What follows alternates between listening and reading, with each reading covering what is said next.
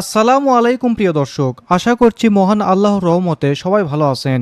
এইমাত্র আবহাওয়া অধিদপ্তর থেকে পাওয়া সবচেয়ে গুরুত্বপূর্ণ খবর। এছাড়াও আসছে ঘূর্ণিঝড় রিমাল, আবারও 2 দিনের জন্য তাপপ্রবাহের সতর্কবার্তা জানিয়েছেন। এছাড়াও আগামী রবিবার থেকে বৃষ্টিপাতের সম্ভাবনা রয়েছে বলে জানিয়েছেন বাংলাদেশের অধিদপ্তর। আজ ও আগামীকাল দেশের কোন কোন জেলার আবহাওয়া কেমন থাকবে জানিয়ে দেব বিস্তারিত।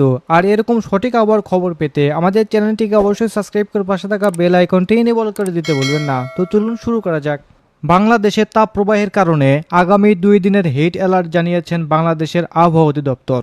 সূর্যের খাড়া অবস্থান এবং বৃষ্টি কমে যাওয়ায় তাপমাত্রা বেড়ে সর্বোচ্চ 40 ডিগ্রি পর্যন্ত হবে বলে জানিয়েছেন তারা। তবে এই বাড়তি গরম থাকছে না বেশি দিন জুড়ে। 2 দিন পরই অর্থাৎ আগামী রবিবার থেকে সপ্তাহ জুড়ে দেশের বিভিন্ন জেলায় হতে পারে বৃষ্টি, সাথে কমবে তাপমাত্রাও।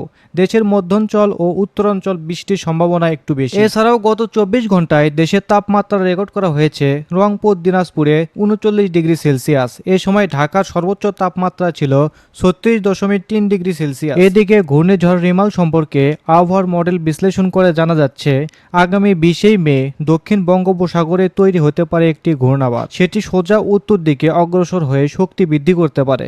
এরপর 24 মে সেটি ঘূর্ণিঝড়ের আকার নিতে পারে। এরপর 25 থেকে 27 মে সেটি পশ্চিমবঙ্গ, বাংলাদেশ দিয়ে ভূভাগে প্রবেশ করতে পারে। তবে এখনো এটি নিশ্চিতভাবে বলা যাচ্ছে না। তবে আগামী 20 মের পর থেকে বলা যাবে কি হবে। তো এই ছিল এখনকার খবর। এরকম সঠিক আবহাওয়ার খবর পেতে অবশ্যই চ্যানেলটিকে সাবস্ক্রাইব করতে ভুলবেন না। তো ধন্যবাদ সবাইকে, ভালো থাকবেন, সুস্থ থাকবেন, আল্লাহ হাফেজ।